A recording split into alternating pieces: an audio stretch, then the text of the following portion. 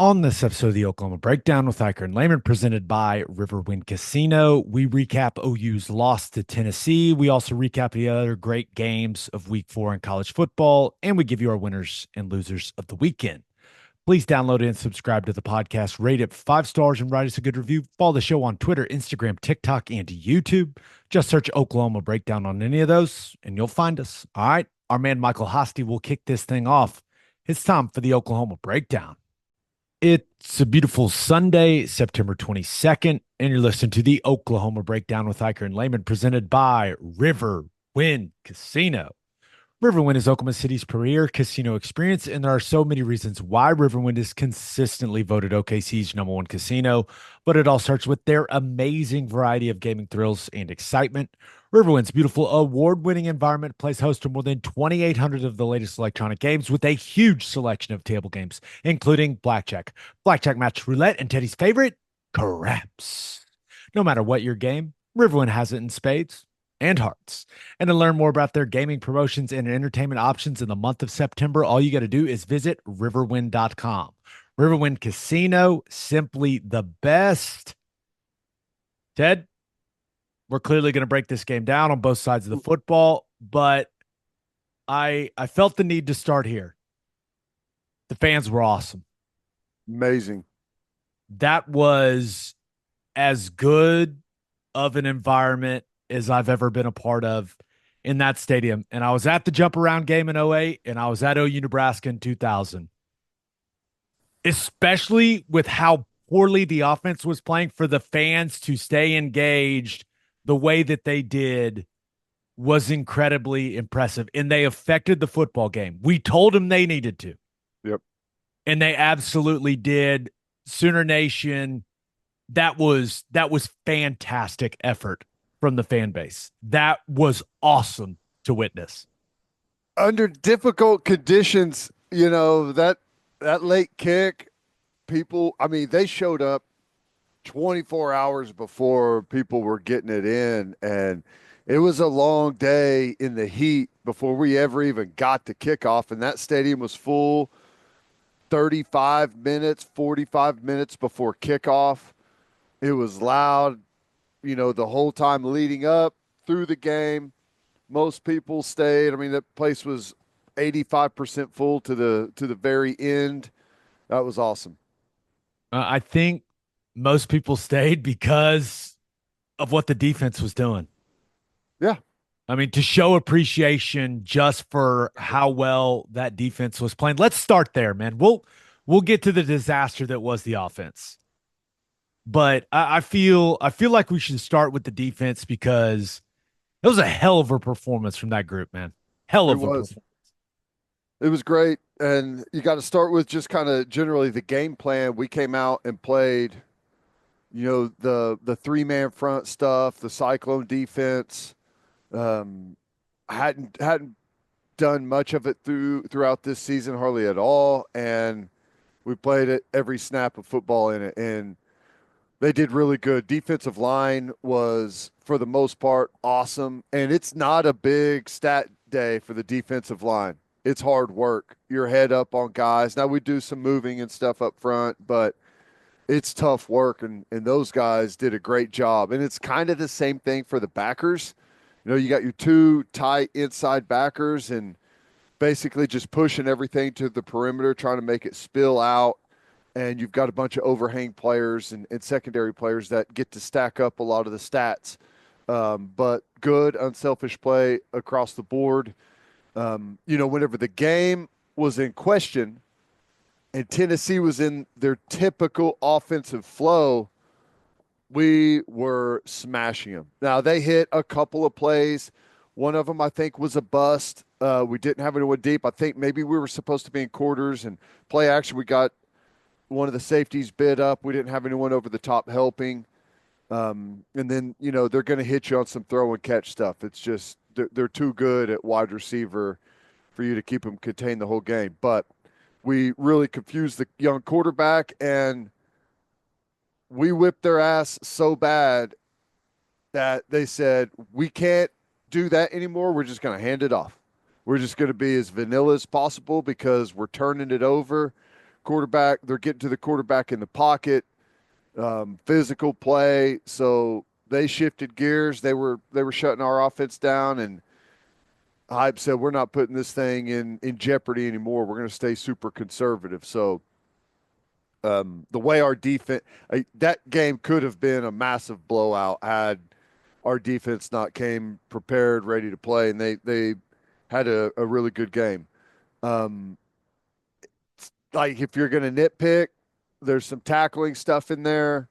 Um, we had several plays where we had an unblocked guy, two unblocked guys, perhaps even, and we missed on some tackles. And one of them turned into a touchdown. It was, where they were inside the 5. Other times, I think their longest run, maybe I think it was 17, 18 yards. I think that came. We had an unblocked guy right there, ready to make the play for a no gain. But it was pretty good overall. Anything that you saw that stood out, just generally speaking? Really, you give up two big time explosives in the pass game that you wish you didn't give up. I mean, mainly the 66-yard touchdown to Thornton, who, by the way, is enormous. Yeah, he's big. But Those Brew McCoy Brew McCoy looks like a linebacker. is that guy. He looks like an outside linebacker. I Was mean, 6'3", 230 something. that is a well built wide receiver, and that was a heck of a throw and catch on the long one from McCoy down the sideline. I mean, it's a great play. Yeah, you're beat at corner, but you got to connect on that, and they do. You tip your cap, you keep playing. The one that you really wish you had back is just the long touchdown. Yep. I mean, that's the one where, hey, you want to make them earn it more than that. But other than that, and I know Tennessee, they were down both of their starting tackles, right? Lance Hurd did not play, and then their right tackle goes out early in the football game. They could not hold up at offensive tackle, and that's why they kind of just acted in and said, hey, boys, let's run the football, and we don't think OU's offense could score any points with the way that they look. Let's just get out of here without any critical errors. Yep. And I credit to Josh Heupel and Joey Halsley. I thought that was a very intelligent coaching decision. Yeah, and you just swallow your pride. That's not what you want to do. You want to go score points, but good coaching is recognizing what's happening in the football game and adjusting accordingly. Yeah, I thought it was very, very smart that they just said, you know what? We're not doing any of that stuff. We're going to hand it off. Our defense is going to win us this game. Let's not make any more mistakes. They've already forced a couple turnovers. Let's not even get in the situation. Nico, turn and hand it off. Smart coaching. Yep. Well, and it felt like maybe they had a feeling that the game was going to unfold that way based off that first series whenever they had that fourth down and punted it. What was it, 4th and 2 or so in typical go for it territory, and Hype said punt it, and for them that was a pretty surprising call. But hey, let's make their offense have to drive the distance on us. But overall, that's just kind of the general thoughts. Guys that I thought played well. Most of the defensive line, DJ Terry, Jaden Jackson, Dominic Williams, Downs, Holton even looked good on some stuff. And then I thought Trace Ford had a really nice game. Had the big blow up tackle in the backfield when he was coming off the edge, and probably had the best individual pass rush of the entire year. He's coming against that, I guess at the time may have been their backup right tackle. Had like a really nice dip, rip under, finish at the quarterback, tomahawk the ball out, and we jumped on it. That was a huge play in the football game. That was really nice. I want to point something out. We talked to Trace Ford after the game in the locker room. Mm-hmm. I think that's his first sack in more than 2 years. And he showed us his phone screen, like his lock screen. It just said 0 sacks on it. So I think you talk about just having a weight lifted off of you. Yeah. I And said, it's a dude, you got good to one. change it. You got to change it to one sack. Did you But have you seen it? Like, have you seen like yeah, watch the rush? the It's great really nice. rush. Really good dip, and an awesome finish. And I thought he played super physical. he did. He did. Our D line I thought was really, really solid. And that's not an easy effort by those guys. That was a tough game, a lot of snaps, a lot of physical play. That was a physical line of scrimmage football game. Um, Second level guys, I thought Lewis Carter showed real well, made a couple of really nice plays. His athleticism and explosiveness, you could just see it. That one blow up tackle he had on that little swing play was that's what you get from him. But it was kind of a slow day at backer. That's just kind of the nature of how things unfolded there. But I thought for the most part the backers were solid, fits were pretty good. Couple of missed tackles, like I pointed out, that those guys are going to want to have back. In the secondary, I thought Robert Spears Jennings was excellent, fitting the run really well. A little bit more of a quiet day for Billy Bowman for whatever reason, just kind of how things unfolded. Peyton Bowen, I thought, came in, made some nice plays, looked really physical and fast out there.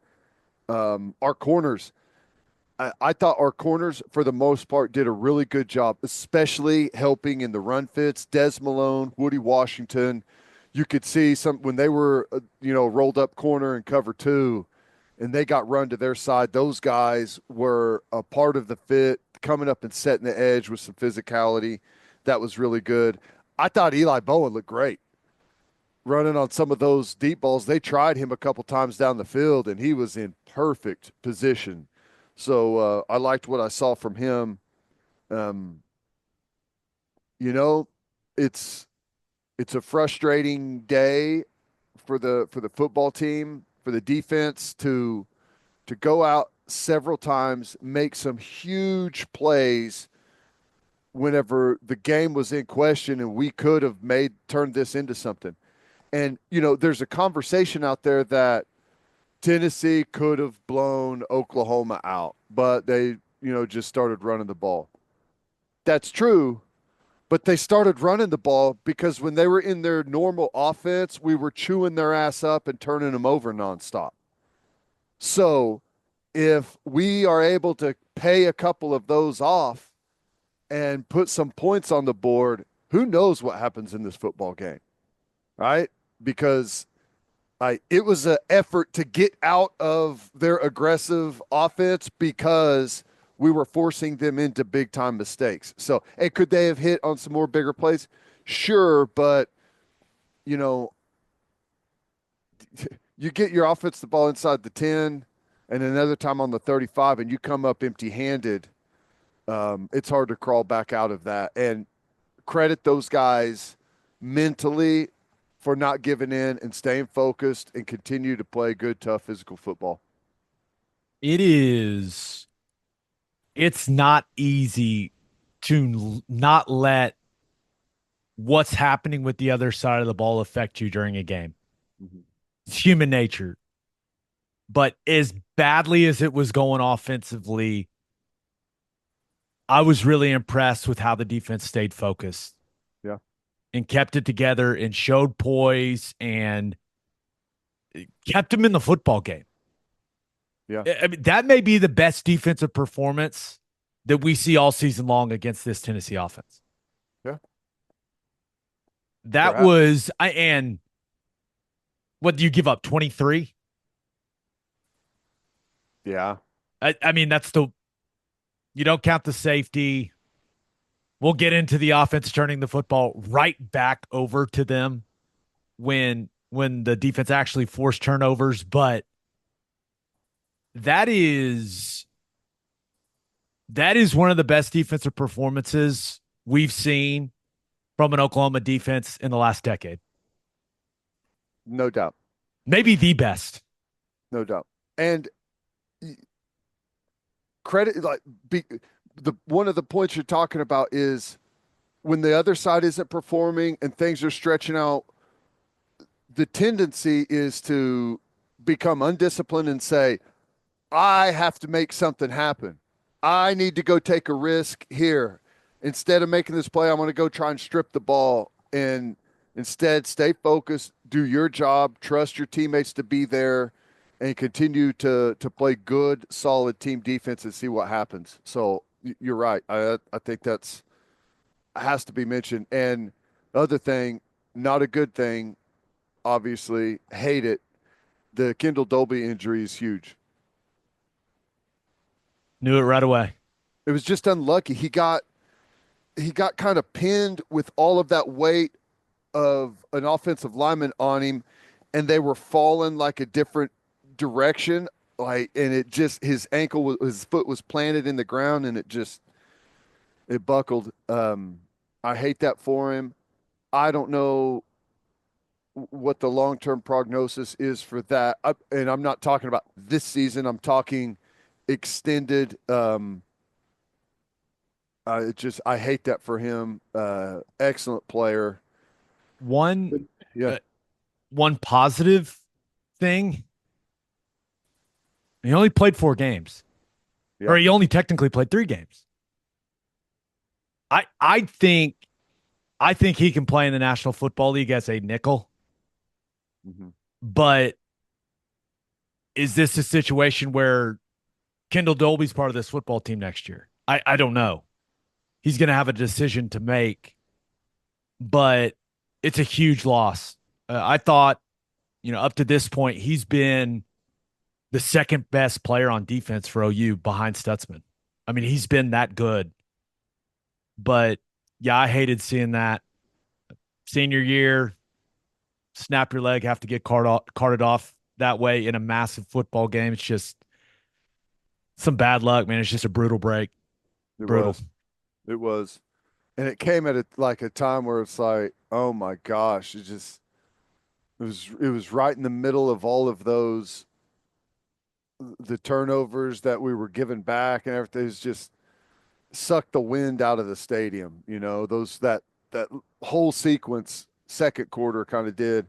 Um, but I'll say this: Omosigo came in, played well, and he's going to be a really good player. He already has big time flashes that everyone has seen. He's going to have to grow up real quick, and I expect him, by season's end to be a really, really good cheetah for us. Anything else from I what think that's was it. a fantastic defensive performance from Oklahoma? Just proud of those guys. Um, come a really long way in a couple of years. Um, and I don't know what the narrative is going to be on the talking circuit nationally, but I know what it's going to be from the people that are watching the film in this conference. I I went and listened to a couple things just to kind of see what other people were saying.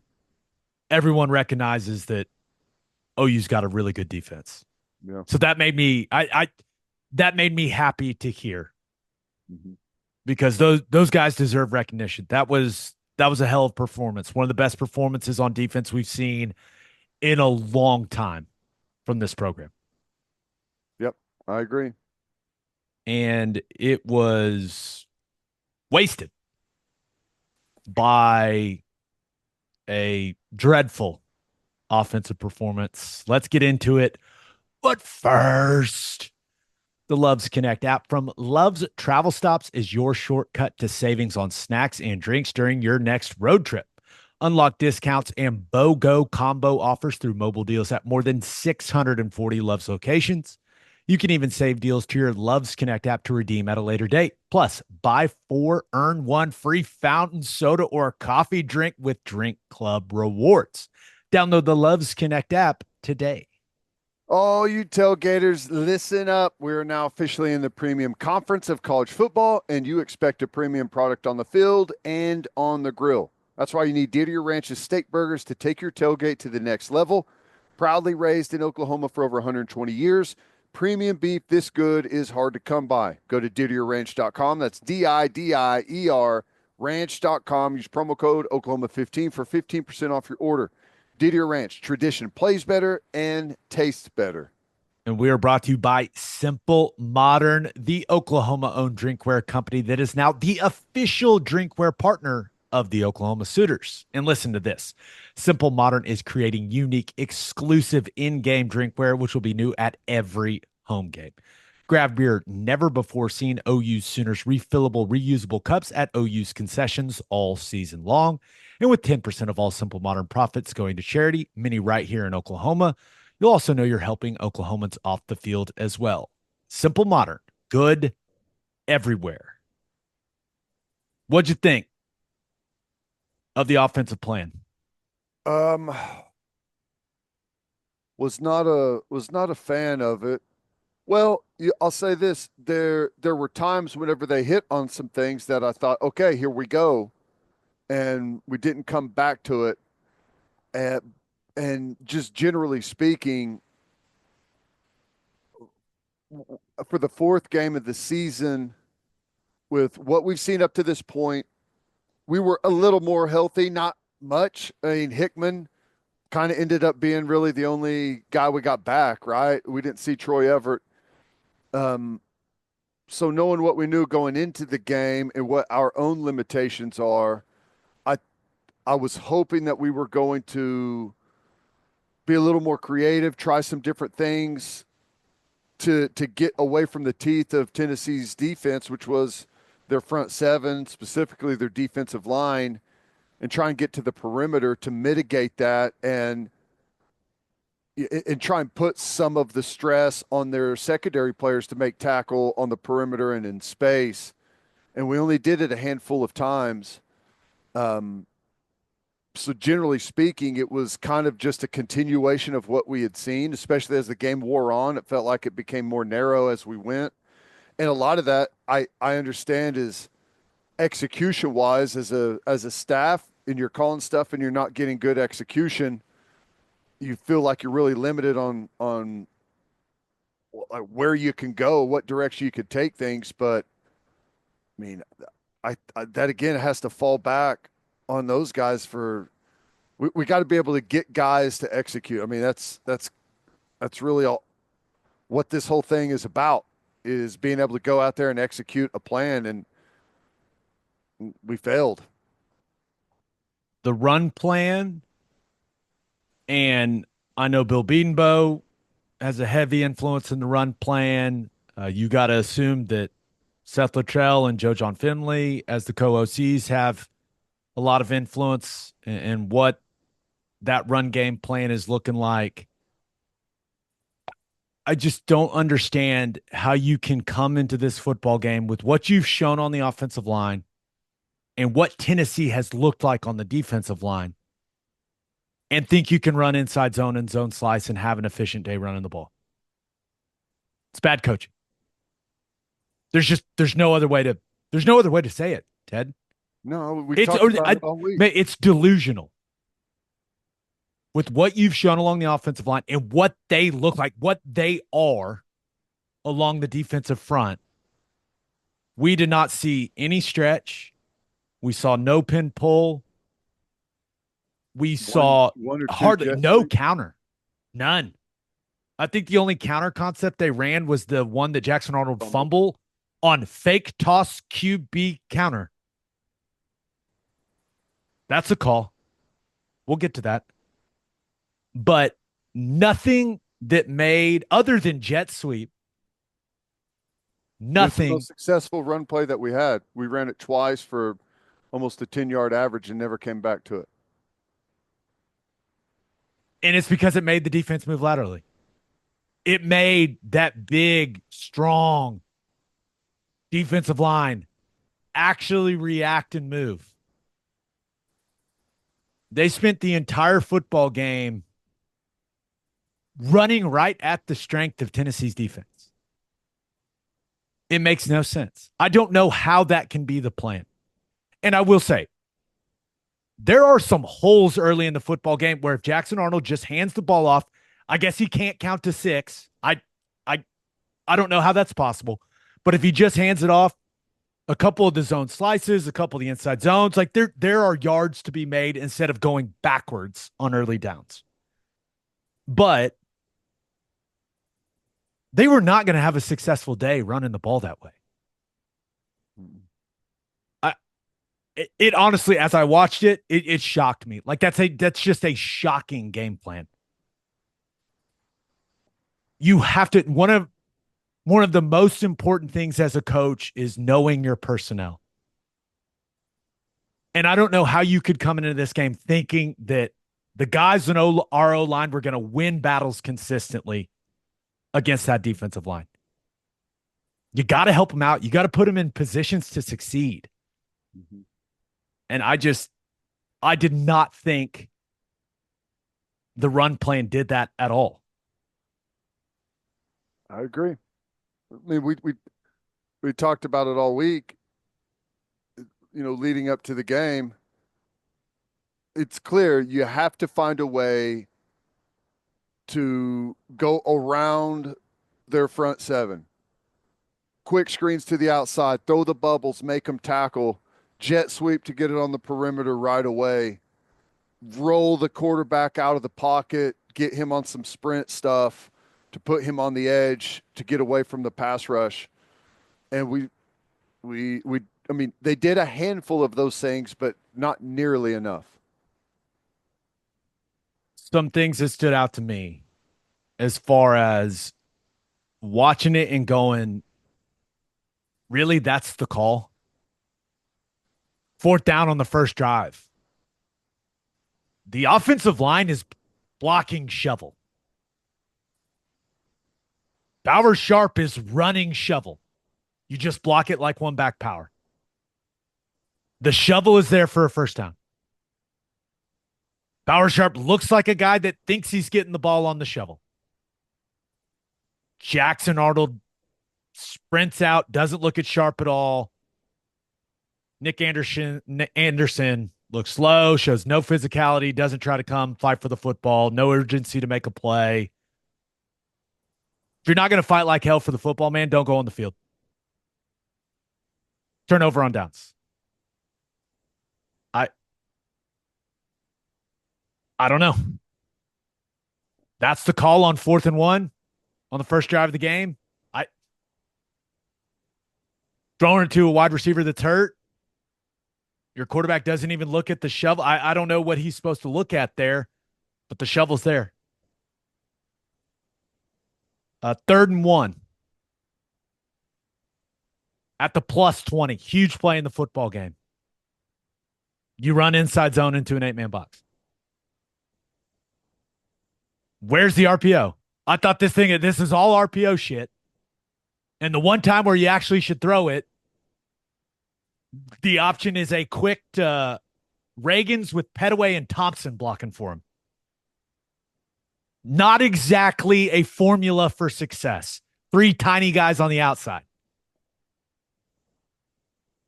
How's that the option? And I know that they're banged up at wide receiver. I get it. But that is not setting your players up to succeed. It's just not.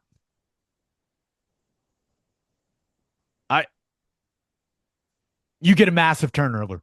Ball is on the 5-yard line. And the call is fake toss QB counter. Now, I will say, if he just tosses it to him, he may score. Yeah. Barnes probably outruns Peely to the pylon and scores. But, and I don't think they anticipated we were getting put 3 yards into the backfield. There's that as well. But Jackson Arnold is not some powerful in between the tackles runner. Like, what is that call? And you're going right at the badass defensive line that they've got, where you have had no success moving. Couldn't move Tulane, couldn't move Houston. And all of a sudden you think you're going to run QB power and just crease Tennessee. Got to protect the football, can't fumble there. Massive, massive play in the game. Can't happen. The That was safety. that was the didn't know it at the time. Actually, everyone may have felt it, but we weren't sure.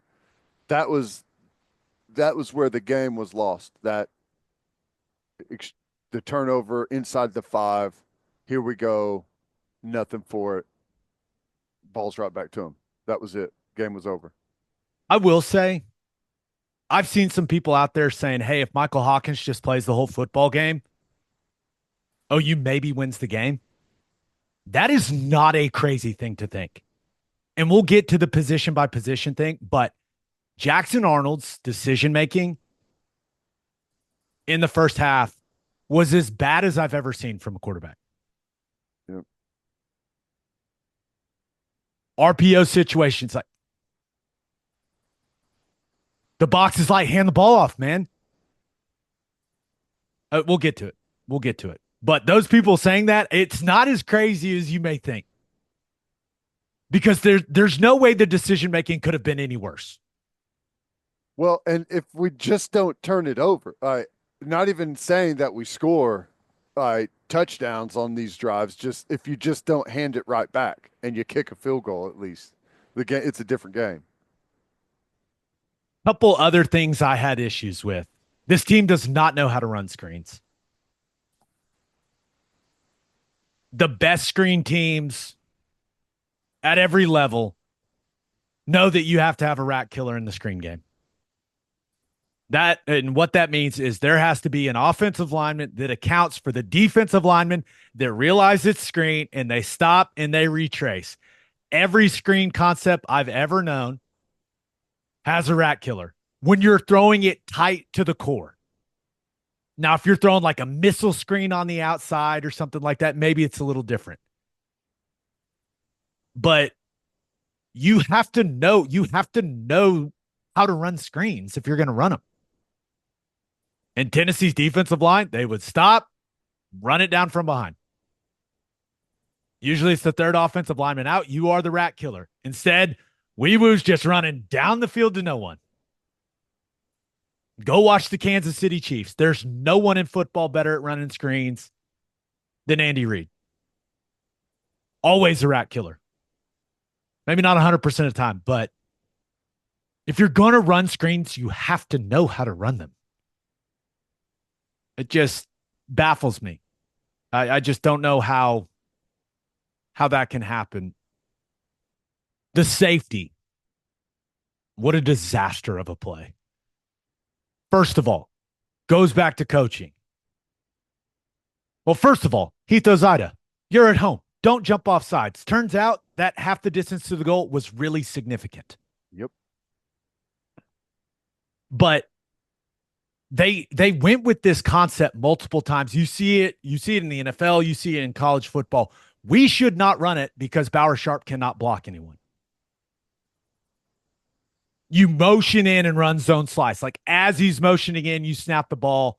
He comes across, he's got the in man on the line of scrimmage. Well, the reason it's a terrible play when you're on the 1.5 yard line is it creates a variable. How is the defense going to react to this motion? Are they going to run with the tight end and the picture that you see is going to stay the same? Or are they going to react? Do they have a pressure called on? And that will present itself as the ball is snapped and the offensive line will have to adjust post snap. When you could just motion him, get him settled, and run the play. They run zone slice, motion coming in. You're on the 2 yard line. You've struggled to run the football. Once again, you're running right at the strength of Tennessee's defense. O-line does not have a clear picture. It's a bare front. They don't run with the motion. They bring a defensive back, edge pressure. Right tackle, right guard, fan out to it. Center doesn't get the call. No one blocks the fucking 3 technique in bare defense from the 1.5 yard line. He runs straight and knocks the shit out of Javonte Barnes' safety. It's horrible execution, and it's a bad plan. Give him a clear picture, and it probably doesn't happen. That being said, you got to be able to execute concepts. why field position matters. That's why I'm that play right there is why it's like a running joke for us, but that's why I get so pissed when punters boot it through the end zone or when gunners on pooch punt don't know how to execute to try and pin the ball deep because I we really don't have much of a choice. I mean, obviously some of the ways that you call it, you kind of have to go right at them there. You're so limited to what your game plan is that you can't do a whole lot. Um, it, it's the details, man. It goes back to the details. We've been harping on it for quite a while now about not being a detail-oriented football team. It is, it's a bad call in that area of the field because of the variable it creates. And it's even worse execution. All bad. All bad. I would. One thing that also makes no sense to me. There's a couple critical plays in the football game. And Deion Burks is running like a damn mile in motion where he's running behind in ghost motion and then circling back. And then it's third down and your best football player is just a decoy in the flat. That does not make any sense. He's your most dynamic player on offense. Run a route. I don't know how that's the plan. That's crazy to me. There should not be one of those plays in the game, especially critical third down plays. Help me understand, man. I don't get it. Well, I wish I could help you understand. The further he is away from the line of scrimmage doing that stuff, the easier it is on a defense. What makes it hard is like motion is difficult when you snap the ball when a guy is moving and he can come missling through your different levels of your defense. But whenever he does the loop stuff, he ends up like 10 yards behind the line of scrimmage on third down. It's I no. I don't even know why that motion would be in. Let's get to the position stuff. I'll try to work through it quickly. I don't want this podcast to be 3 hours long. Mm-hmm. Jackson Arnold. I don't really know what to say other than the decision making was awful. It started bad and deteriorated. Yeah, I mean, the interception was, it's max protection. It's a two-man route. It's not there. What is he looking at? And the crazy part is like he throws it with confidence, like he's seeing it clearly. Yeah. That's the most alarming thing about that clip is he pats it and just lets it go like, hey, we're pitching and catching. What's he looking at? The fumble. Don't like the play call. Can't happen. Can't happen. Should be a, loss of one or 0-yard play, second down. Can't fumble the football. The lateral. He probably should have been pulled before that with how poor the decision-making was in the RPO stuff. Well, he even missed Burks on that little screen. He couldn't throw a 5-yard screen. I know. And you pointed it out on the broadcast. And that's kind of when Toby started asking us, hey, do you think you make a change? And absolutely. You try anything. Yep. Because he was rattled. I mean, completely rattled. The lateral, dude, I'm not even sure that was an option on that play. Reagan's does not look like a guy that is anticipating the ball coming his way. You've got 7 blockers. It's a 7-man box on defense. You hand the ball off on zone slice all day long on that look. 7 for 7. Let's see. Don't love the concept against the defense, but hey, let's see. And actually, the crazy part, there's a hole on that concept on that play. If he just That's hands it, smart. if he just does his job, 7 blockers, 7-man box equals hand the ball off. I instead, another just critical, critical mistake. And then we got Mike Hawkins. What'd you think? It's a tough situation to come into, man. My goodness. It's a tough situation to come into. I thought there was some stuff in there that was really good. Just on first watch, I haven't gone back and been able to watch much of it. I saw some of the highlights. He moves well. I he's a true freshman that is athletic. That the instinct is still like in high school. I'm fast enough to get to the outside and get to the perimeter on every play. Um, and there's some times where he's got a pocket where he needs to stay in there. But it's really difficult to say to anyone right now, trust it and stay in the pocket, It's like Yeah, we'll get to that. The offensive line, they got their ass kicked. Now, did they get whooped as badly as some people are making it seem? I don't know. We can go through snap by snap, but yeah, there's no doubt they lost the battle. But I just kind of separated Hawkins stuff in things I liked, things I didn't like. First of all, I thought he handled the situation well. agree. That's a really, really tough situation to be thrown into as a freshman. You're just in a huge hole. It's a bad situation, but used his legs as a weapon. The when he was on time and the pocket was clean, like you could see the arm strength. Yeah. Am I crazy saying he's got a stronger arm than Jackson Arnold? It looks I like don't it's got more know. pop. I know that I don't know if like uh you got a clean pocket and they both step into one and rip it, who's got the stronger arm. I don't know, but I feel like on the quick stuff where it's just get the ball out, I feel like he snaps it way faster. Agreed. He can rip it. I think he showed he's not just a runner. Right. But one thing I love, the dude laid it on the line for his team. I mean, the guy is going it. The game feels over, and he's going flipping into the end zone, like landing on his neck. Right.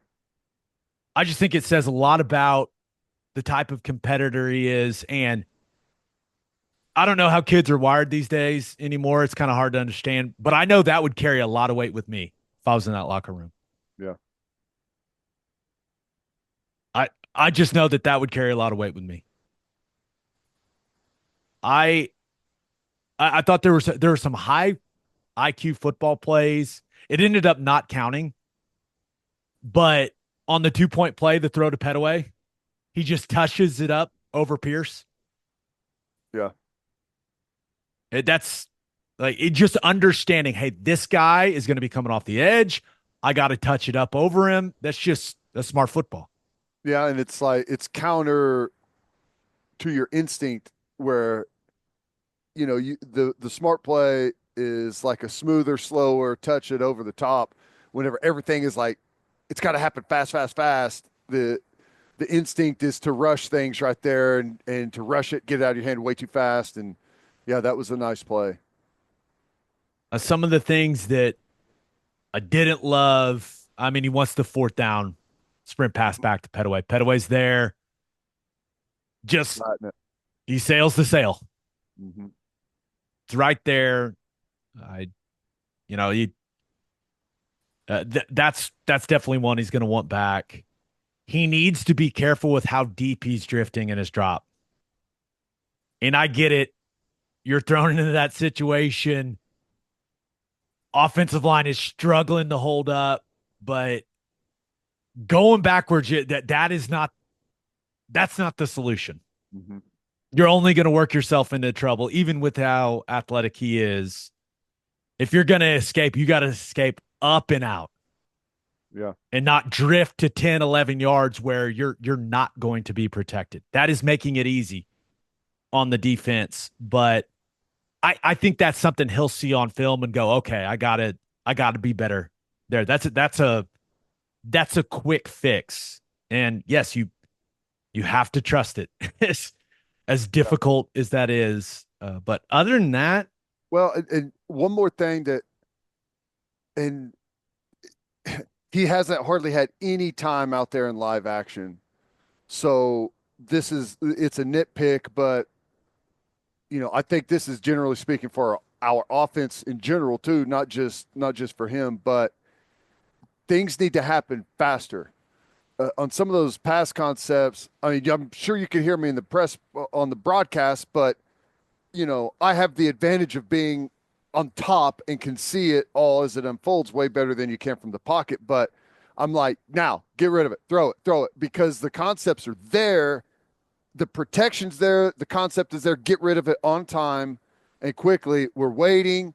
Is it open? Am I sure it's open? Yeah, it's open. And then I throw it instead of anticipating that it's going to be open. And that ball coming out a count or even two counts earlier is the difference between a catch and tackle or a catch, turn up field, spin out of a tackle, and get a 20-yard gain instead of something that's an 8-yard gain. Those things have to happen fast. And, with more seat time, you expect those things to come around. I mean, gosh, how many snaps in is he? 20 on the season, something like that, probably. So, yeah, and now he'll have a full week to prepare as the starter. You'll build the oh game yeah, plan around which him. Oh, you there's no can't go there. back. Yeah, No. I mean, Jackson Arnold, he had 4 games to prove that he can make good decisions with the football in the run game, in the pass game. And we saw some glimpses against Tulane. We thought the hope was the little improvements that he made after playing poorly against Houston, that the little improvements he showed against Tulane, like that would be a springboard forward. And it was the opposite. It was a big regression. yeah. He just Well, he is not making good decisions. You have to give Hawkins an opportunity to go out there and, for lack of a better term, you got to let him go fail. yeah, I, yeah. I just I don't even think it's a discussion. I don't either. And I I don't think Jackson Arnold is is done. He is a good football player. He's talented. He's got a big arm. He's athletic. He can make plays. But mentally, the bowl game and the talk of the bowl game got to him, and it feels like it's robbed him of his confidence and his playmaking ability. And the longer it's gone on, it feels like the worse it's gotten. And he's just turned into a player that's guessing out there, and you can't have that. He'll regroup, and he'll come back, and he'll be a factor at some point. But right now, he has to. They got to go a different direction. He's got to kind of get his wits back about him. Agreed. I It may be one of those situations where you actually make him QB3 this week and you just say, "Hey, just Decompress. reset." Mm-hmm. I We'll see. Let's hit the other positions. Wide receiver. I mean, how banged up can a team be at wide receiver? Nick Anderson probably shouldn't have played with how bad he looked. Yeah. You're already out Farouk. You're out Gibson. Uh, I mean, you are on prime time ABC playing against what I believe is one of the better defenses in the country. You got to have it drives in the second half, and your receivers are Brendan Thompson, Zion Reagans, and Jaquez Petaway.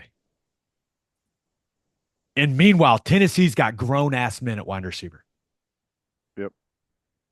We are young and and tiny, small. tiny, not Not small, tiny. Not a good combination. They are old and big. I mean, Brew McCoy's like 28 years old, it feels like. It just we're too small at wide receiver. You can Yeah, talk about speed all you want. You know what I saw over and over and over again? plastered. Small guys getting rerouted. Hmm. Well, That's what I and saw. The body type difference had just being on the sideline, the body type difference between their wideouts and ours was staggering. yeah, And I know that we've got a lot of guys hurt. I understand that. But the guys that Tennessee were, their backups, they looked the part at wide receiver. We need to look the part at wide receiver. we got some guys that look the part. I mean, we got a guy that's had the opportunity that's 6'4", like 220 pounds almost. JJ Hester. Um, I don't know. It's it's frustrating. It's tough with your two big impact wide receivers being out with Nick Anderson and Jaden Gibson. I mean, it's a different conversation if those two guys are 100% healthy and they're out there, but they're not, and nobody cares, right? I think I'm starting to believe Farouk's the biggest loss. And I Yeah. know that may sound crazy, but one thing I knew I was getting from him was physicality. In big games, he played big. He played strong. He played old Mm-hmm. because he is old. And they're missing. It feels like they're missing that desperately, man. I mean, Brennan Thompson, Reagan's guys just getting rerouted off the line. RPO timing thrown off because guys are just they're small. I mean, they're small, and the college rules are what they are. So Burks had some nice moments, but then just still no explosive plays. And I don't know what happened to him. What BV say after the game? Soft tissue injury. Mm-hmm. I hope because kind of looked like the old losers limp to me. Just Mm-hmm. we're getting it put on us. Let me come hang out on the sideline a little bit. That's I hope that I hope it's well, I guess no, I hope that he just pulled himself out, honestly, because we need the guy. Like that's I hope he's not hurt. Well, I that's there comes a point where you got to try and we can't take another injury No, on I hear wide you. receiver. I But I see what the point is on both sides of it, 100%. Brennan Thompson, Zion Reagan's minimal impact. Best way to put it. Yep, Jaquez Petaway. Let's talk about a bright spot. I like him. Bright spot in the second half. Made some plays. I thought he didn't look like a burner, but he looked fast. Caught the ball well. Ran crisp routes. Hopefully something to build on. We don't have anyone else, so maybe he can become a guy that develops this season and that we're feeling better and better about. Yeah, Hopefully. I it, back just to a game plan thing. We are we are way too small at wide receiver. Like those guys in the passing concepts, they have to be in motion at the snap. You can't be stagnant and get rerouted. Like we need those guys on the move, or people are just going to beat us up at the line of scrimmage. So you have to get those guys on the move where they can use their speed, or else everyone's just rerouting and taking speed off, and it's not nearly as effective, and the timing's all thrown off. Great So point. It's a great point. Running back,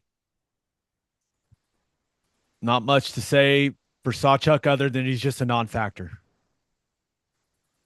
He's a non-factor in the football game. Javante Barnes, I thought he was the best player on the field for OU on offense. I know that's you look at his stats, and that's pretty crazy to say, but I thought he played with physicality. I thought he did some good things. Like I thought he played fast. Hey, he is going to play hard. He's going to stick his head in it no matter what. He's going to put it on the line, and I we can pick apart some of the runs and say, well, he could have cut back here, and I'd like to see him make this guy miss. But I love the fact that he sells out whatever he's doing. He sells out doing it. I can I can ride with guys like that. Yep. Nice catch on the touchdown. He is Not an he easy has catch either. struggled. He has struggled in those situations catching the ball out of the backfield in the past, and I think you can just see his confidence growing. Mhm.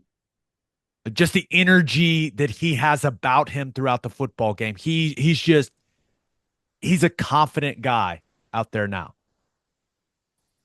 Just not a ton of space for him Yeah. in the run game. What happened to Taylor Tatum? No idea. He was, think it was pretty obvious he was going to be a large part of this game plan. And they ran. I mean, he had the carry where he spins out of it and then takes a shot.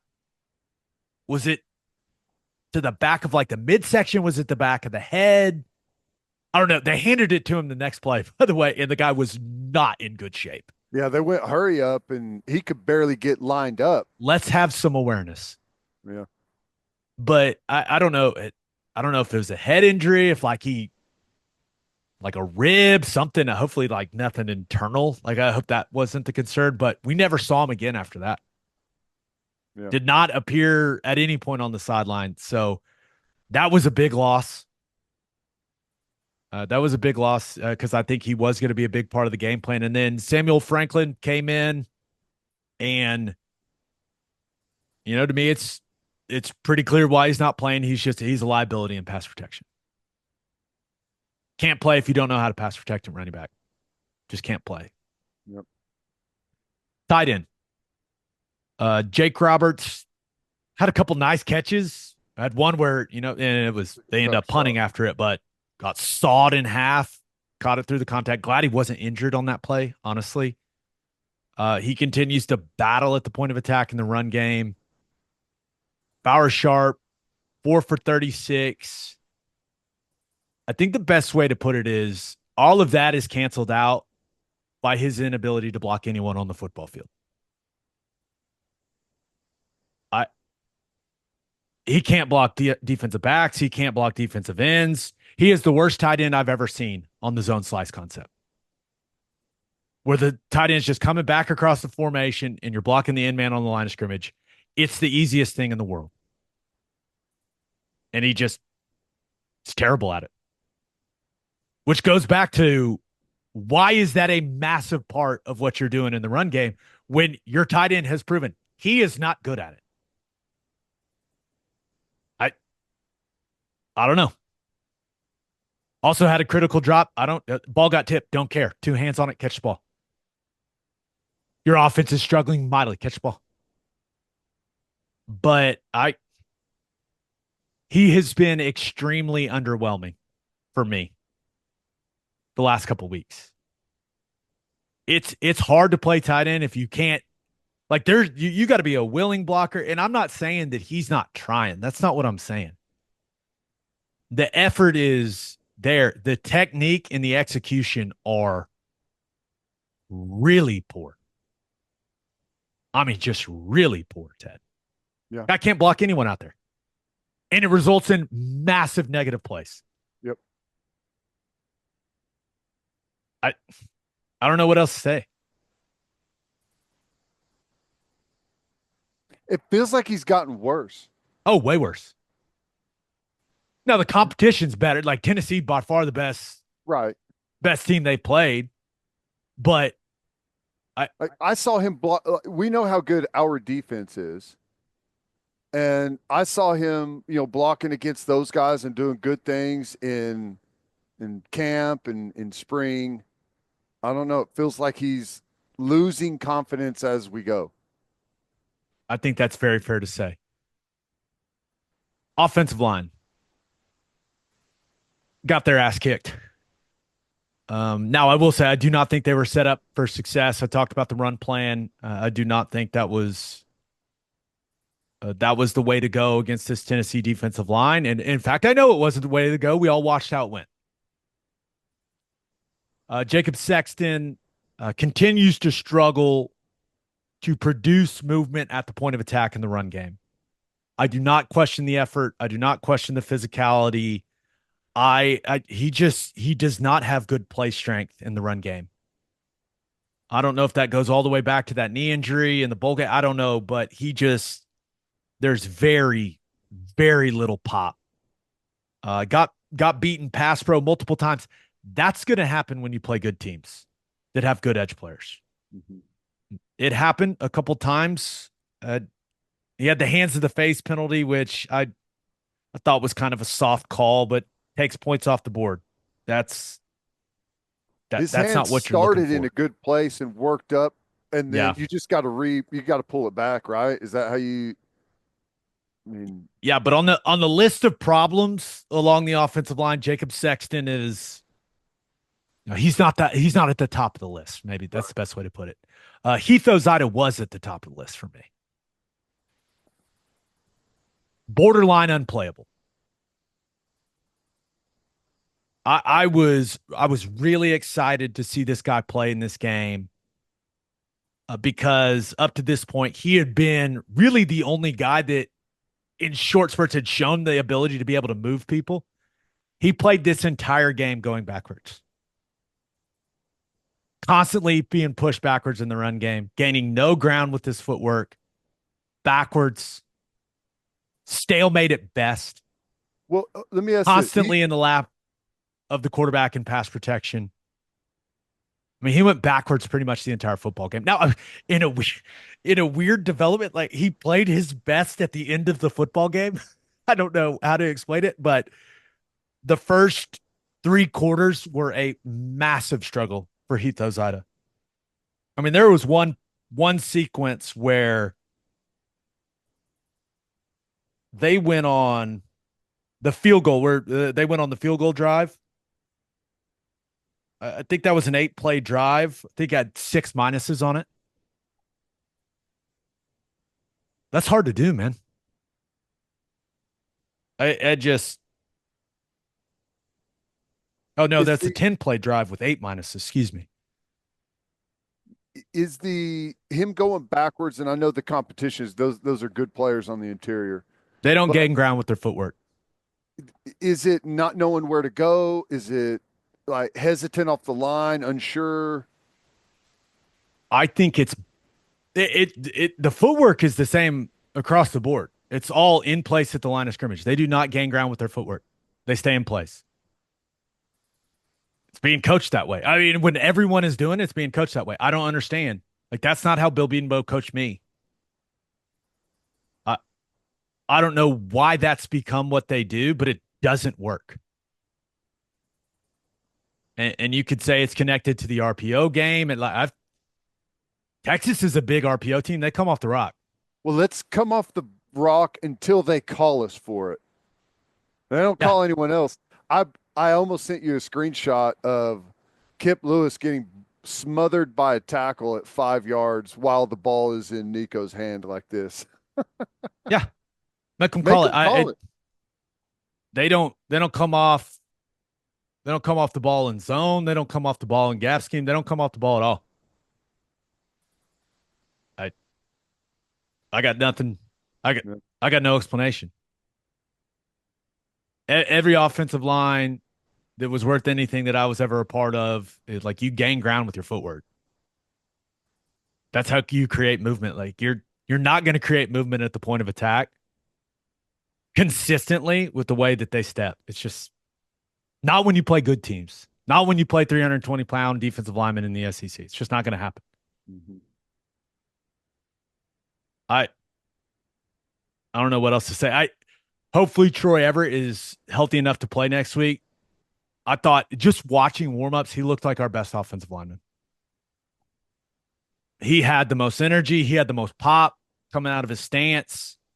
He was actually striking people in warmup.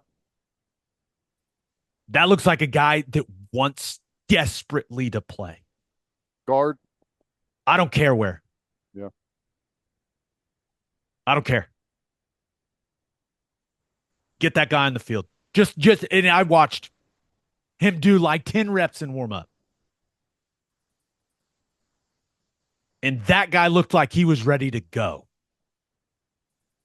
Now, still coming back from the injury. You got to be smart to understand that. But the intensity that he just had in warm up, the urgency that he had, that's what it looks like. That's what it looks like. And that's what it needs to look like all the time. Ozida,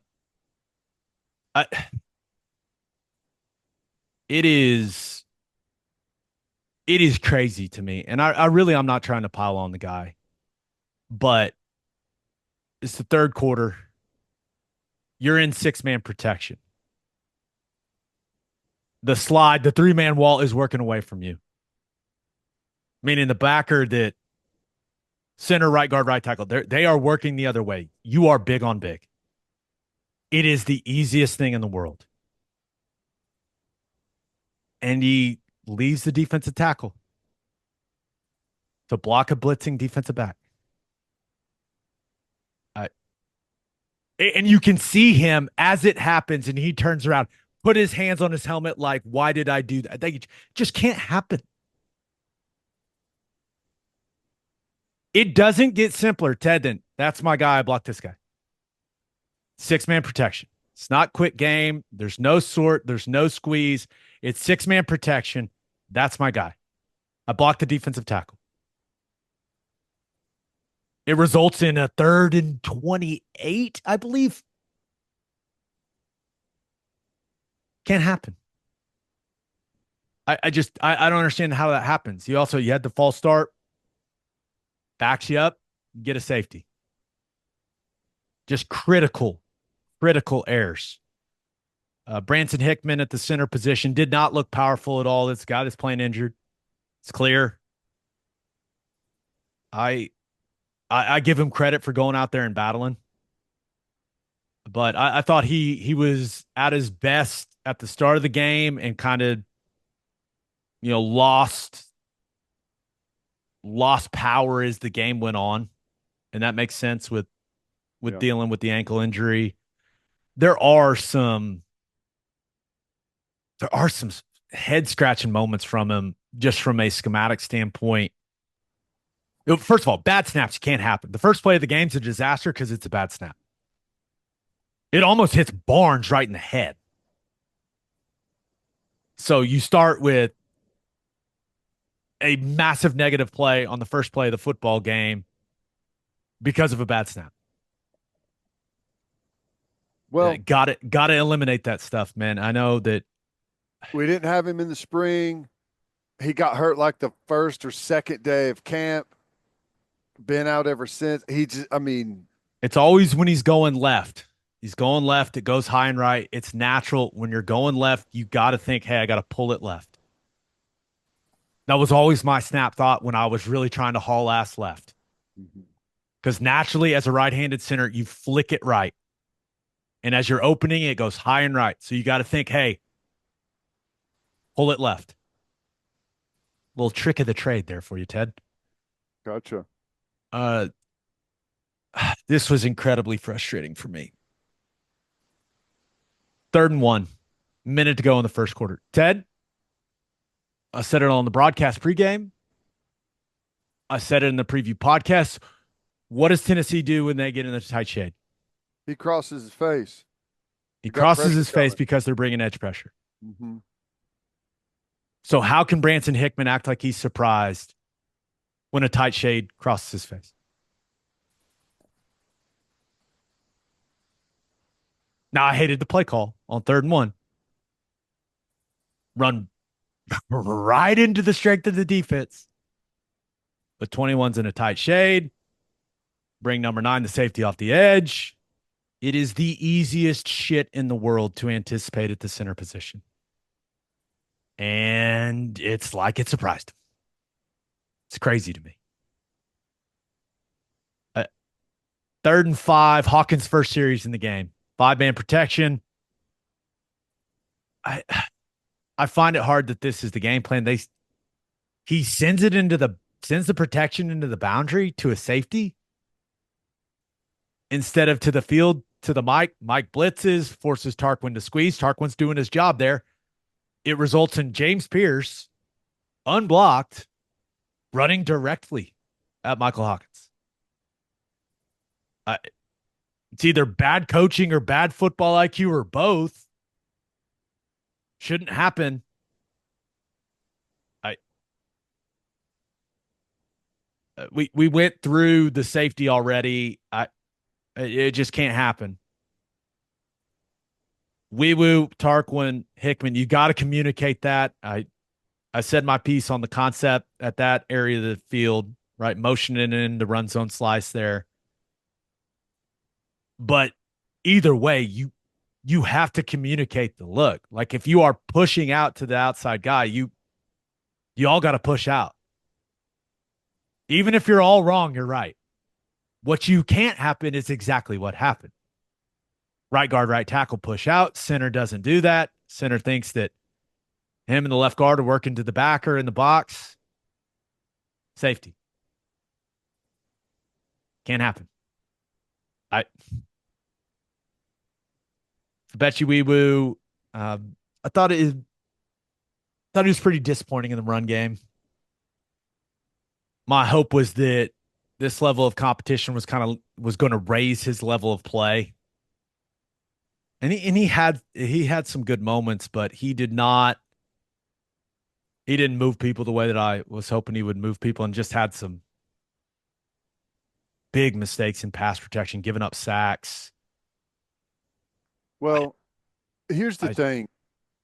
Whenever the whole offense is struggling with lack of execution and you're not moving the ball, the defense becomes more and more emboldened whenever you're not hitting them on anything. And the defensive line is going to fire off like crazy. There's no threat really. And it's gotten worse and worse as the season has gone on. And until you start to make people pay, the defenses are going to become more and more aggressive and more difficult to block up front.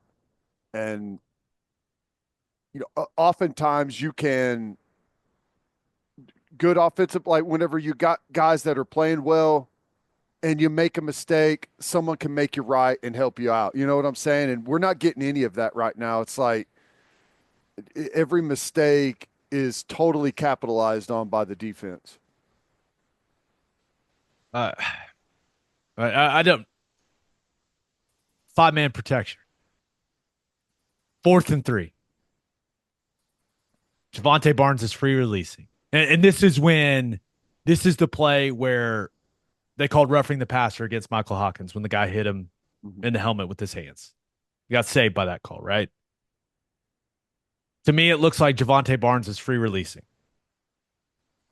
which means it's 5-man empty protection. There's a backer walked in the A gap.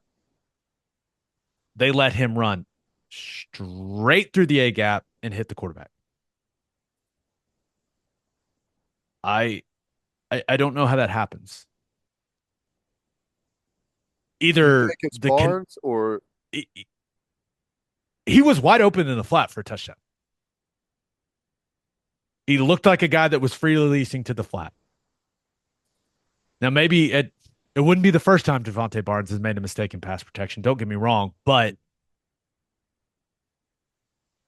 Hawkins is going there with the ball, it looks like also. But how the protection doesn't get communicated, and Tarquin kicks out too. So whatever happened there, Wee Woo and Tarquin, I just don't know how that happens. If the back is free releasing, it's empty protection. You have to take the most dangerous too. There's a guy walked up in the A gap. He runs straight and blasts your quarterback, and you're fortunate to get a roughing the passer call. Uh, whatever happened there can't happen. That's the thing is like you were playing a really good defensive line and a good defense. And, and you couldn't even be like organized. It's going to be hard even if you everyone blocks the right guys. Right. It like didn't there's so many things where it's not targeted properly. You have to start at everyone's blocking the right guy. You got to give yourself a chance, man. And one thing I don't see, there's no pointing, there's no communicating. Uh, are they trying to keep secrets? I don't know, man. We're not going fast either. I mean, They got it's to not like, talk. yeah. Usually Who? when no one's talking, nobody knows. You appreciate you jumping in there. I was about to say some bad words again, but you got to be on the same page, man. You got to talk out on the field. And I don't see a ton of that. And with how many mistakes they're making, like I don't know, like you need to over communicate. Offensive lines that don't point and don't talk typically have been playing together for 3 years, 2, 3 years, where everyone's dialed in. You've all started a bunch of games. You know each other. There's this nonverbal communication. You kind of glance at the same guy. Like they are not there, bro. Mm-hmm. Talk, point. I mean, they run this on the safety. Guy walks up the edge and no one's even saying anything. I Tarquin was the best offensive lineman again. It's not saying much with how all these guys got whooped in this game. I will say it did look like he hurt his shoulder right before the half. That's something to keep an eye on. But all things considered, when he had James Pierce 1-on-1, he held his own pretty good, which wasn't exactly my expectation. He got beat. That happens when you play good teams. And he's got his limitations, but He's still playing right, and he's the left tackle. I on the list of problems for the offensive line, Michael Tarquin's at the bottom of the list for Yeah, me. and has been. He's been the most consistent player there. It building on that, what'd you see from Jake Taylor pregame? Is he still just hanging on? It to me, just watching him move, it looks like one of his legs is not responding. Mm-hmm.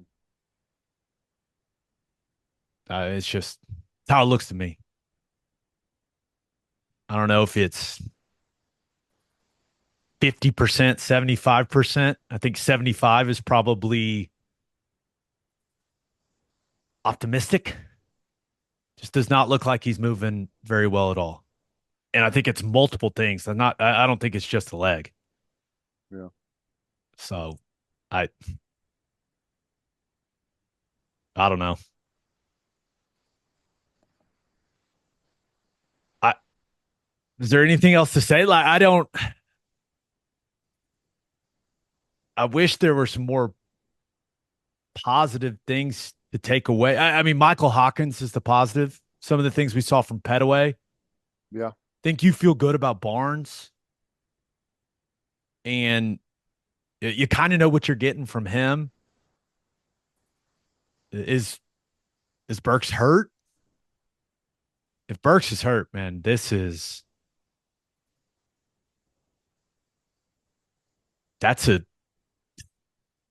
It would be if we can go on the road and beat Auburn in a 9-6 football game and get to the like we need to get to we're a team that needs to get to the bye week in a desperate way and try and get healthy, maybe reevaluate some things that we're trying to do on that side of the ball and just try and get a little bit of a base under us to regroup, and because the schedule is going to get more difficult.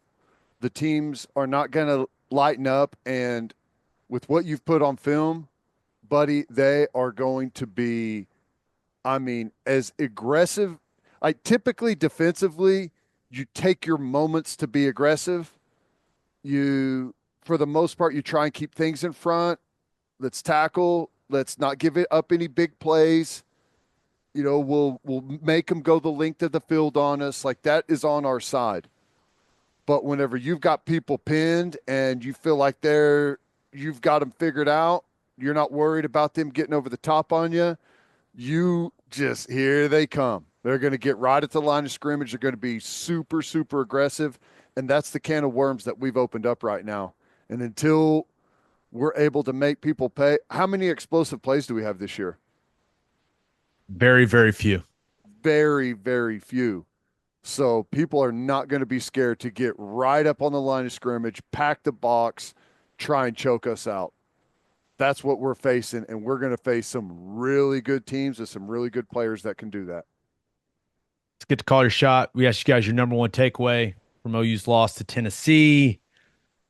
It's an interesting one from at Cole Reed 12, who says, time for Joe John to get in the booth and see if he can call it better. We go away from what is working. O-line doesn't get a push, and we continue to run inside. First down play calls are awful. I think at this point, Ted,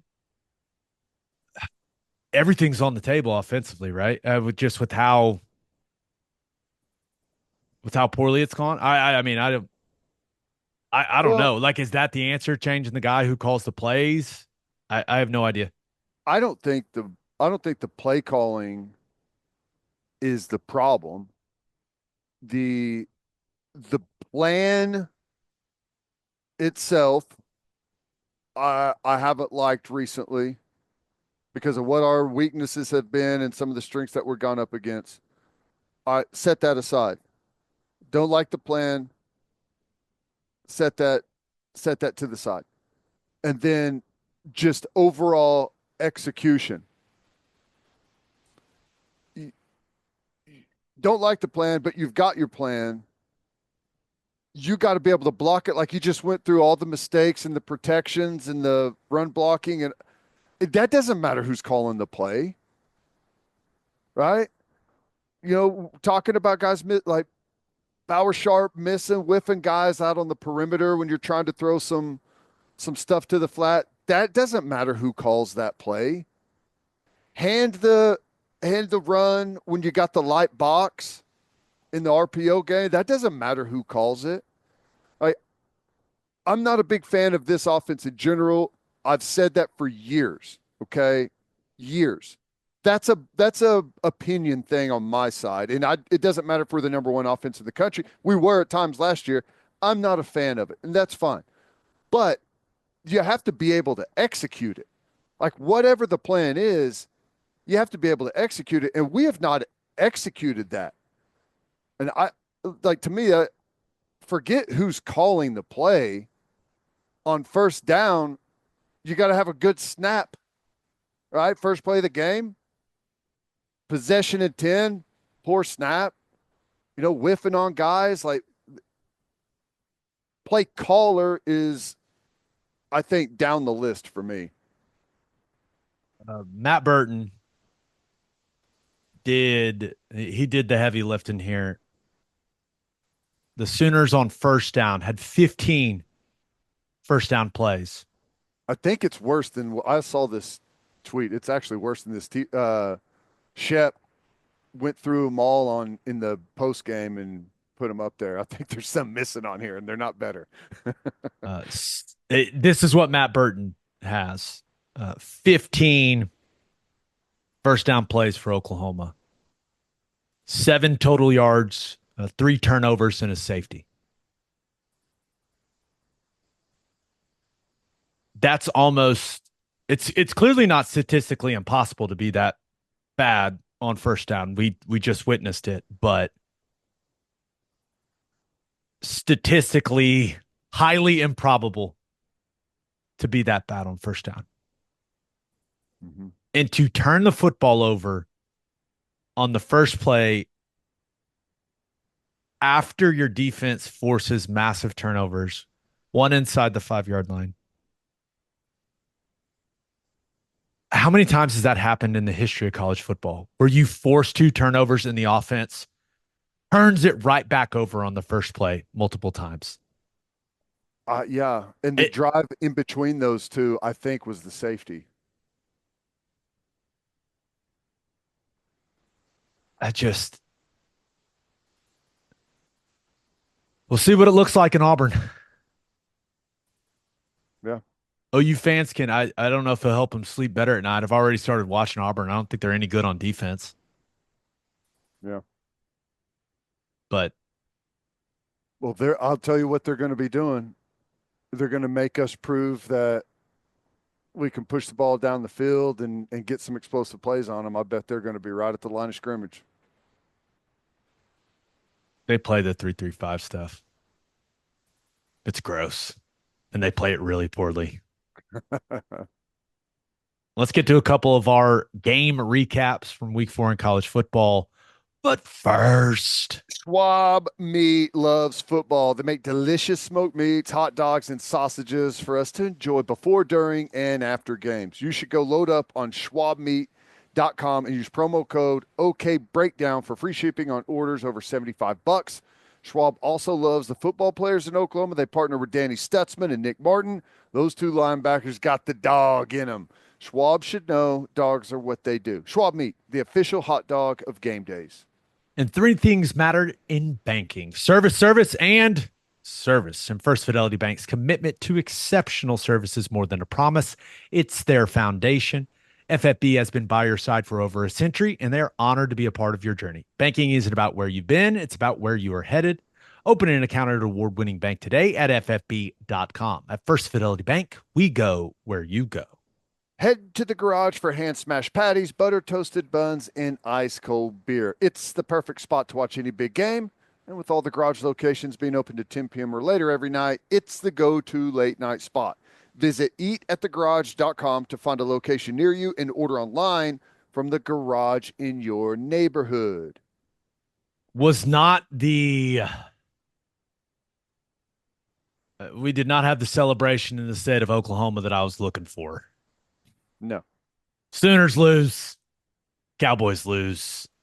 Utah goes to Stillwater and wins 22-19. Kind of a misleading final score, in my opinion, but pretty impressive from Utah considering they didn't have Cam Rising. Going on the road without your starting quarterback, getting it done with the freshman, that's impressive. Yep. Yep. Um, it is impressive. That game was, I can't even imagine how brutally hot that football game had to have been on that turf in the sun. Utah was just from the pieces that I watched, they were just the more solid football team. They made a handful more plays. It wasn't anything super explosive, but it just felt like they were pretty methodical in what they did. Took what Oklahoma State gave them, hit on a couple of nice plays, and did a really good job keeping Oklahoma State in check. It What happened in Stillwater, there are a lot of similarities between that game and what happened in Norman. I I thought OSU's defense, yeah, they gave up some big chunk plays. They always give up some big chunk plays, but Bernard had a couple big runs. Isaac Wilson had some big plays with his legs as well, but overall, they did their job. Held them to 22, forced 3 turnovers. I mean, what else could you ask for Right. if you're Oklahoma State? I thought that, and they ended up making it interesting late, but Oklahoma State's offense let them down. Only 42 yards rushing for Ollie Gordon. They continue to struggle to get him going. The offensive line is not performing. And then, I mean, Alan Bowman was playing so poorly in this game. Gundy pulled him and he said, "Hey, I pulled him to try to calm him down." mean, they put Garrett Rangel out there on the field. Yeah. That's how bad Bowman was. So now that I think about it, there are a lot of similarities between this game and what happened in Norman. Yeah. Now they brought Bowman back in, but it was, I mean, the way I saw it was Oklahoma State's defense played well enough to win, and Oklahoma State's offense did not hold up their end of the bargain. Yeah, I've been surprised that it's well, we knew that people were going to really focus on Ollie Gordon, make Oklahoma State beat them in the passing game, but whenever you've got that experienced offensive line coming back, I mean, I don't think there's a bunch of top draft picks on that line by any means, but I thought that they would be able to scheme some things up and be solid enough to let Ollie Gordon get into some one-on-ones where he would go in and be able to get rolling. And it's been hard, man. They haven't got him going at all yet. Credit to Isaac Wilson. And now he made some bad decisions. He's a freshman quarterback. Of course, he made some bad decisions in a big time road environment, in a big time game, but he also made some big throws, made some huge plays with his legs. And I thought he did. I thought he was the best quarterback in the football game. I don't even think that's debatable. But this is a tough one for Oklahoma State. No Cam Rising for Utah. And the search to get Ollie Gordon going continues. That feels like a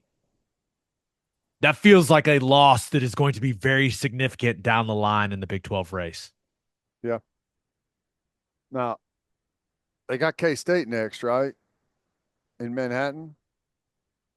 Man. We'll get to that in winners and losers. Smacked him, man. Smacked him. We'll get to it. Other game we want to hit. USC and Michigan engaged in just a Big Ten battle. Mm-hmm. The Michigan Wolverines end up winning it 27-24. Type of situation you live for if you're an offensive lineman. 4th and goal from the 1.5 yard line, 40 seconds to go in the game. You get in 6 offensive linemen, 2 tight ends, and you put a fullback on the field. Let's go. Do what we do. Run it right at him. Just erotic to watch. And Kalel Mullings punches it in. Wolverines win. And there were so many things in this game, but hey, it came down to that one play, and Michigan did what it does. Yeah. Our football, here we are. Stop it. And USC couldn't. Hey, credit Michigan. They jumped out to a nice lead. USC comes back on them, takes the lead on them, right? And they kept battling. That was a good football game. USC has made, I know they dropped the game, but they've made some large strides on the line of scrimmage. Agreed. Now, their offensive line, they had to make some changes because it was going so poorly. Miller Moss was getting destroyed throughout this football game. But Michigan, Will Johnson, another pick six. The guy is just a walking pick six. But it was weird. Like they had this massive play, pick six, and then it felt like they tried to give the game away after that. I mean, there was the bizarre sequence, the fumble recovery from Kenneth Grant, who is an excellent player, but then Marks, the running back from USC, like goes and just steals the ball from him. Like it was bizarre. It's a hell of a play by Marks, but you don't see that very often. And my gosh, is Grant going to get clowned in the film room since they won? But big difference, with a win and a loss on how that play gets treated. But you had they just completely bust. You have 2 guys both thinking that they're blitzing off the edge. No one covers the wide receivers. The easiest passing touchdown you'll ever see. Donovan Edwards fumbles, give up a passing touchdown from the 24 on like 3rd and 16. I mean, it was mistake after mistake after mistake for Michigan there, but Mullings was that guy on the last drive of the game. Ooh, Rips some of off those the runs were, big run. Former linebacker, Ted, you got to love that. oh yeah. Hey, he's like, I think he's like 6'3", 220, something like that, maybe bigger than that, 230. Looks solid. Looks like a big time player. And he fits what they do, man. They pour it downhill and a bunch of stuff, those big power runs, those big gap scheme runs. Um, it's not I it doesn't just blow your doors off, but it's effective, whenever they're winning on the line of scrimmage and you can run power for 4, 5, 6 yards on first down. It helps you out, sets you up offensively in a nice way. USC's defense, they're going to be sick when they watch that tape. The difference in the game, I thought, was the long chunk runs, right? Couple big long touchdown runs for Mullings and for Donovan Edwards, and then the huge run on the last drive of the game for Mullings. And it just looked to me, just looked like misfits Yeah. at the linebacker position where you got a defensive lineman and a linebacker in the same gap. That's going to be painful to watch. But also USC just they had no balance offensively. The plan couldn't have been to come in and have Miller Moss throw it 50 plus times. They credit to Michigan's defense, who, despite what Texas did to them, Michigan's defense is still very good. And other than one long run for Woody Marks, Michigan's defense did a great job of just controlling the line of scrimmage. USC could not run the ball and had no balance, and that allowed them to tee off for the most part on Miller Moss. Yeah. Yeah, it's interesting to see if Michigan can get their offense, if they can get their offense clicking a little bit better and some down the field stuff as the season wears on. I think they can bounce back and be really dangerous. Their defense is really good. So if they can get some things going, solidify that quarterback position a little bit, stop shooting themselves in the foot. Like they've had some big lack of execution. The same thing in the Texas game, turnovers, stuff like that have really killed them. If they can solidify that, they're still going to be a dangerous football team. I think they found their style. I think that's safe to say. Wondering what it was going to look like with Alex Orji at quarterback instead of Davis Warren. What'd he throw it? 10 times, 12 times? Yeah. That suits them a little bit And better. that was probably 5 or 6 too many. Yeah. They are I think they're going to stick to that formula the rest of the way. It's not the sexiest way to play football, but you got to know your personnel and set that group up for success. Not a fun time to play wide receiver at Michigan, by the way. No. Can't be enjoyable. Not what you're looking for as a wide receiver, but Jerome Moore's job is to put his team in the best position to win. And I bet they're just going to run that rock the rest of the year. Yeah. They can't beat Ohio State playing that way, though. You have to be able to score point. I don't think they're going to be able to. That could end up being wrong, but Ohio State's defense is pretty stout. So they would have to just be lights out defensively to pull them into their type of game and win. Possible, I guess. We'll see. It's a ways off. A lot of football to be played between now and then. All right, let's finish up with our winners and losers of the weekend. But first, Insurica launched a new digital agency introducing Insurica Direct. Whether you're in Oklahoma or anywhere across the U.S., they've got you covered. From small business insurance and health insurance for your employees to insurance for individuals like home, auto, and even Medicare supplements. Insurica Direct's got it all. Start your journey today at insuricadirect.com. Remember, at Insurica, we specialize in you. And head to opolisclothing.com for our podcast merchandise and the best OU gear out there. That's OPOLIS clothing.com and use promo code TED, TED, for 10% off. That's opolisclothing.com, promo code TED for 10% off. Buttery soft and 10% off. As always, Ted, kick us off. Who do you have as your winner of the weekend? I had to go Florida State. At least I told you. I know. I told you. I told you you couldn't pick against the Seminoles. I know. Cal, that big time ACC matchup, historical ACC matchup, Cal, Florida State coming all the way across the country. Um, Credit Florida State. It it was not pretty, but they got the W and maybe could fight off the haters for at least 1 week here. It doesn't have you feeling like things have turned and they've got things totally flipped around, but it's going to go down on in the record books as a win. Cal missed 2 field goals. They make them. They win 15-14. I mean, their kicker made 3 and missed 2. I Hey, field goal kicking across the sport, it's you live by it, you die by it. DJ Uyunglele was not good in this game. No, Do they not have another option? Like, is there something in his NIL contract that says he has to start every game? they must not have enough. I mean, there's a reason they brought him in, I guess. They don't have any. I guess they don't have any other options. But That's hard to believe. I know. I Their offense is it's a tough watch. Now, Toafili did some good things on the ground. They scored the first, I think it was the first drive of the game, but just no pop offensively. Luckily, that defense, they did a nice job of forcing field goals. Yeah. That's,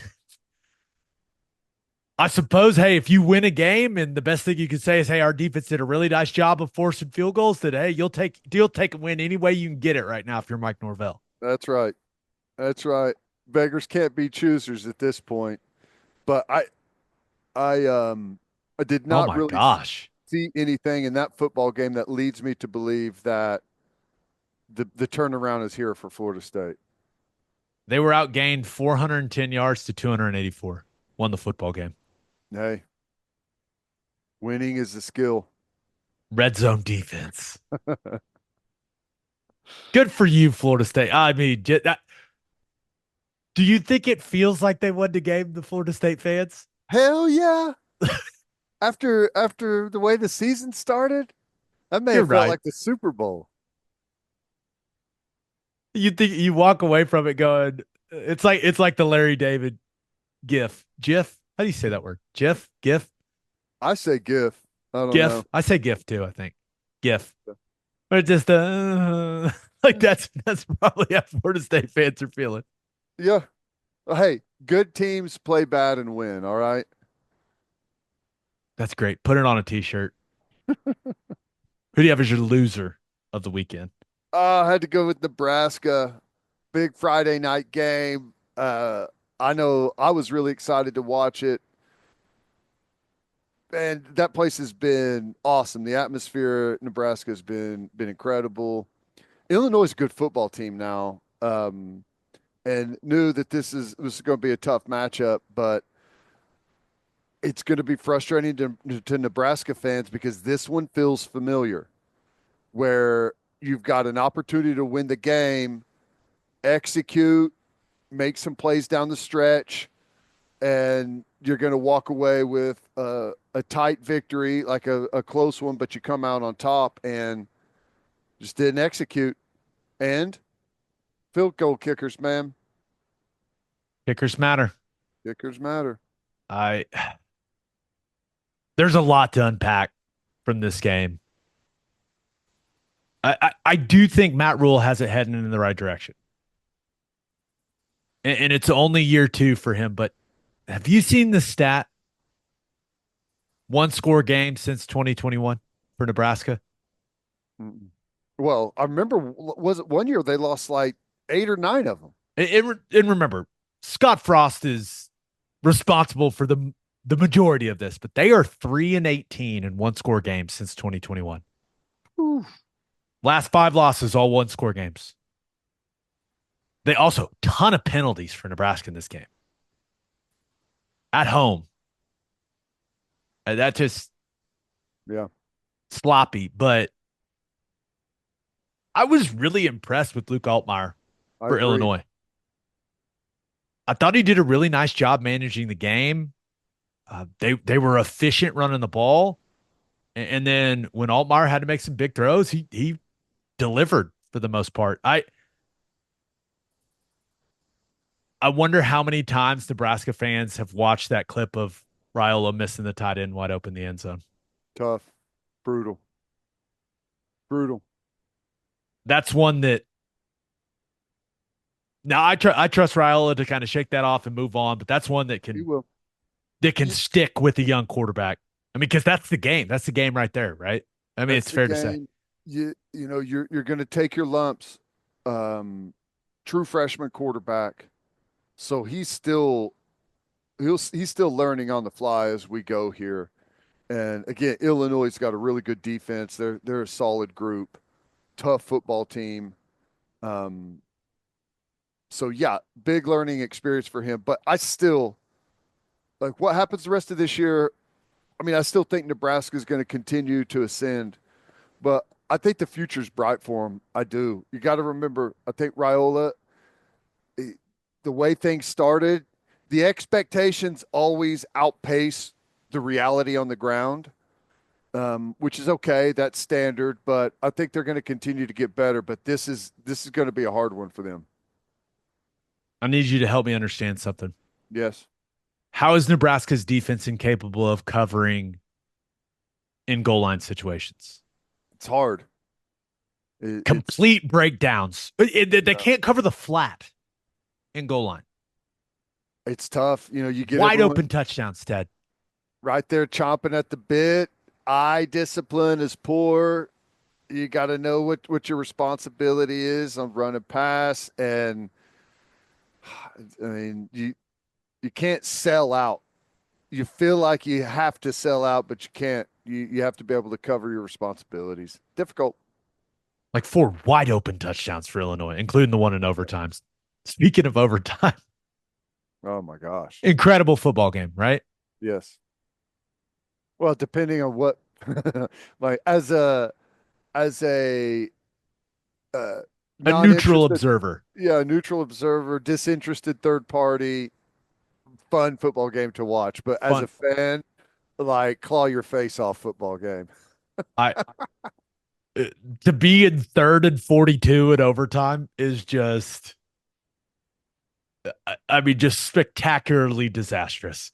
Yeah, not good. I am glad and I'm sure there's some Nebraska fans that are mad. I'm really glad they didn't bail Nebraska out and call that late hit on the sideline. That would Yeah, have been it would have felt wrong. yeah, I'm with you. It would have felt gross, but hey, running back, you fourth in the game, you need to know who you have in pass protection. That would be it'd be helpful. The tackle, this may shock you. The defensive end that you're looking at and you're thinking you're going to block, yeah, the tackle's going to block that guy, bud. The backer that runs right through the air, through the A gap and kills your quarterback, that's your guy.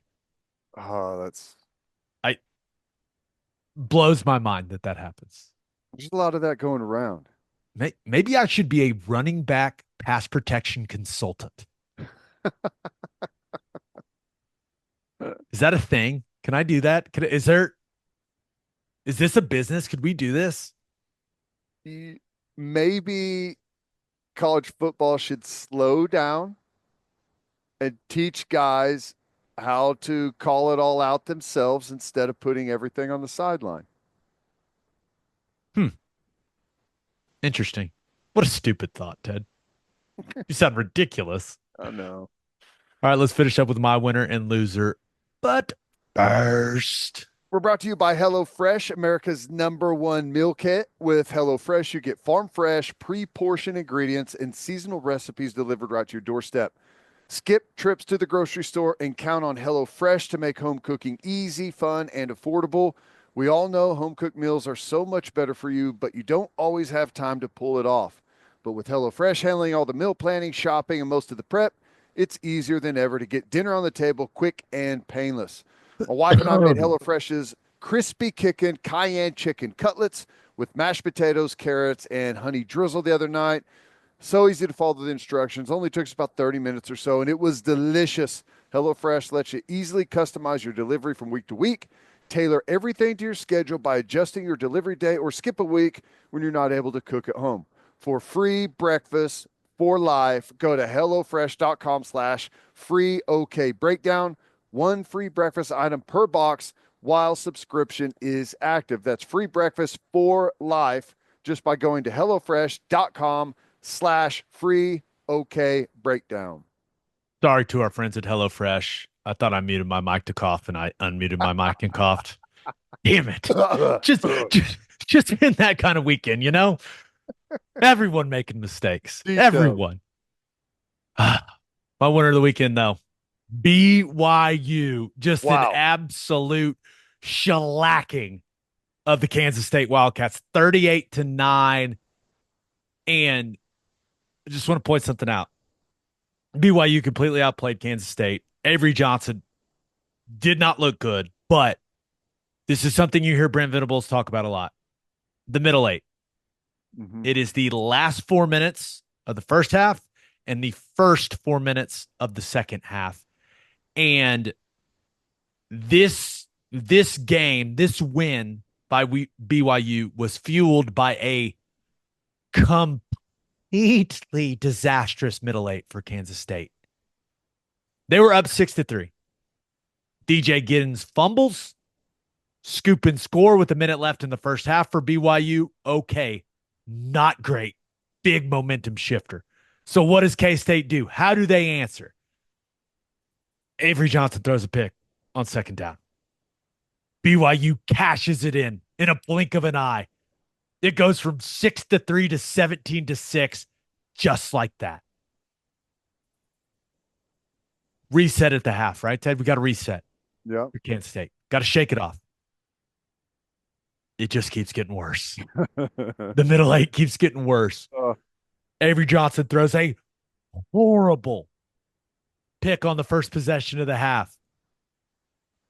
BYU scores 2 plays later. It is now 24-6. Then K-State goes 3 and out and punts it. What happens on the punt return, Ted? The craziest punt return I've seen in a long time. I mean, Parker Kingston muffs it. It goes back to his own 10-yard line.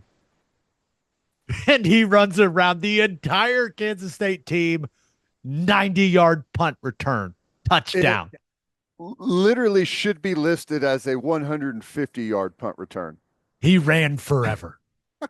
He muffed it on like probably the 20-yard line and then chases it back to the 10, all the way down to the 5 near the goal line, all the way. Did you guys ever run 150s with Schmitty? Yes, of course. In the indoor? And every time we did it, I was like, why are we doing this? I'm an offensive lineman. It was basically the exact track that punt returner took. And he was so exhausted, and people kept like hammering on the head, like patting his head and celebrating. He almost passed out and died on the sideline. That altitude? I mean, come on. But he returns that for a touchdown. One of the wildest punt returns we've seen in quite some time. And you look up and it's 31-6. BYU. BYU outscored them 28-0 in the middle eight. Woo. I mean, my God. Hey, and once they got the lead, who is that grown ass man running the pill for BYU, number 30? Oh, I'm shocked. BYU's got a good back. Dude, they've churned out good backs for a long time, man. He looks like Jerome Bettis or something. I mean, just put together running back that was very, very difficult for K-State to bring down. Yeah, and I think Moa, I don't know how old Moa is, but he does not look fun to tackle. No, he's a load. Listed at 5'10", 215. Oh, 215. I don't know about that. He looks 230 to me. Yeah, that's hard to disagree with, but not a good road start for Avery Johnson. 15 and 28, 130, two interceptions in a blowout loss. Hmm. And yeah, the people are wondering. Saw Jackson Arnold get benched. Dylan Gabriel's looking solid for Oregon. Saw Avery Johnson really struggle. Will Howard looking solid for Ohio State. And you just look at those situations and you go, hmm, hmm. Truth to that, for sure. We'll see. Yeah, I'm interested in seeing how Avery Johnson bounces back from that performance because that one was not good. Now, as poorly as it went for Kansas State in Provo,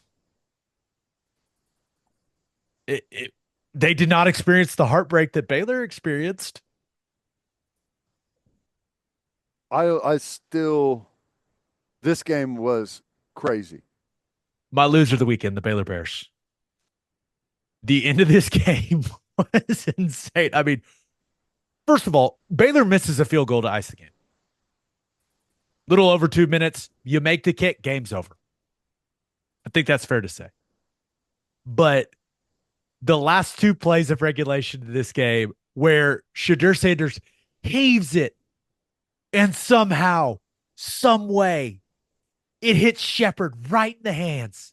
Maybe he scores. He drops it. Oh, he definitely scores. I think he just backs into the end zone and Yeah, scores, right? I If he think catches that. I'm with you. Will Shepard, heartbreak.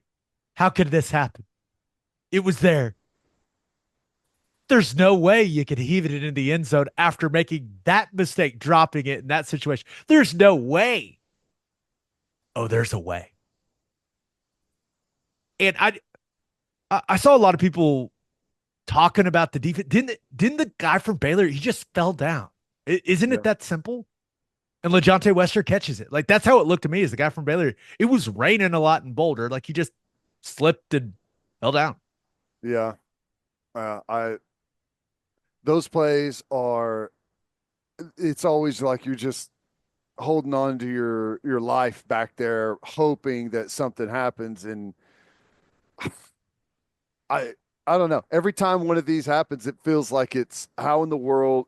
It's either like it bounces off of someone right into somebody's hands, and there's nothing you could do about it, or it's like, what is that guy doing? But it's difficult when you never know where the football is. If you just turn and find the football, it's so much easier to defend. You know where it's coming. Hey, Hail Mary touchdown at home to send a game into overtime is way up there on the awesome touchdown Oh, list. yeah, I that's think Hail Mary to win the game at home and then you rush the field. That's probably like at the top of the list. a walk off Hail Mary, yeah, is unbeatable. That was pretty awesome, but still had overtime, right? Last thing on the Hail Mary. Do you see what Aranda allegedly said? No. That the defensive call there was victory cigar. Huh. That's what they call their in the game defense there. I love Dave. Interviewed him many times when I was doing Big 12 radio. Maybe just keep that one to yourself, big guy. Yeah. I Nothing good's coming from putting that out there in the ether.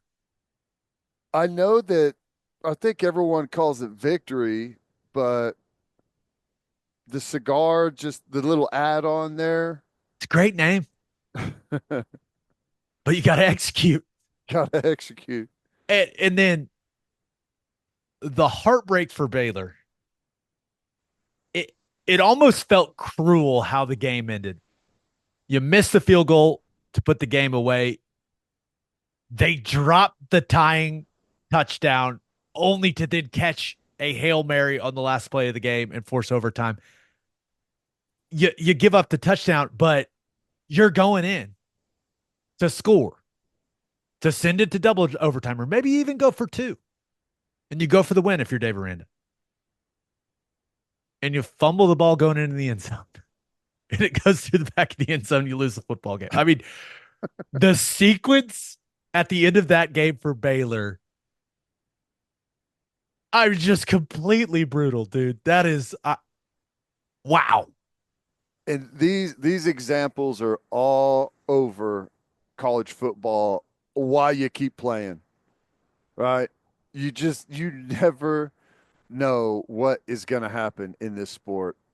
And the field goal kicking, and maybe it's just because we see it more, we have access to every game, but I, it's shocking how bad it is. No one even really rushes the field goal. I mean, they're high pressure kicks in the sense of like how meaningful they are in the outcome of the game, but it's not like you got sellout field goal block units that are pouring over the top on you on every kick. It's like most teams rush like 5 or 6 guys, even like into the game, have to block it. It was raining.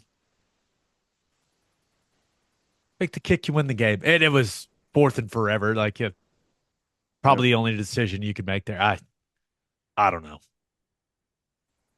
Rough one for Baylor, though. I say what you want about Deion Sanders.